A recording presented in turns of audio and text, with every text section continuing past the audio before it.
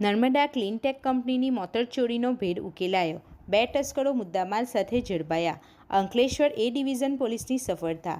પાણી ખેંચવાની electric motor સાથે 2 ઈસમોની ધરપકડ. અંકલેશ્વરના ઉમરવાડા રોડ પર આવેલી નર્મદા ક્લીનટેક એનસીટીએલ કંપનીની બહાર નાળામાંથી થયેલી ઇલેક્ટ્રિક મોટરની ચોરીનો ભેદ ઉકેલવામાં અંકલેશ્વર એ ડિવિઝન પોલીસને મોટી સફળતા મળી છે. પોલીસની ટીમે આ ગુનામાં સંડોવાયેલા 2 રીઢા તસ્કરોની ધરપકડ કરી તેમની પાસેથી ચોરીનો મુદ્દામાલ જપ્ત કર્યો છે. બનાવની વિગત એવી છે કે અંકલેશ્વર એ ડિવિઝન પોલીસ મથકનો સ્ટાફ વિસ્તારમાં કાયદો અને વ્યવસ્થાની જાળવણી અર્થે પેટ્રોલિંગમાં હતો.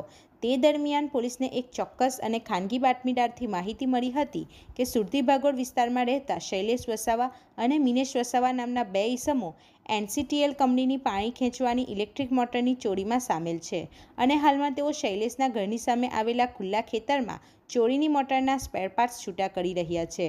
આ ચોક્કસ બાતમીના આધારે એ ડિવિઝન પોલીસે તાત્કાલિક સ્ટાફ સાથે દર્શાવેલા સ્થળે પહોંચીને ગુપ્ત વોચ ગોઠવી દીધી હતી.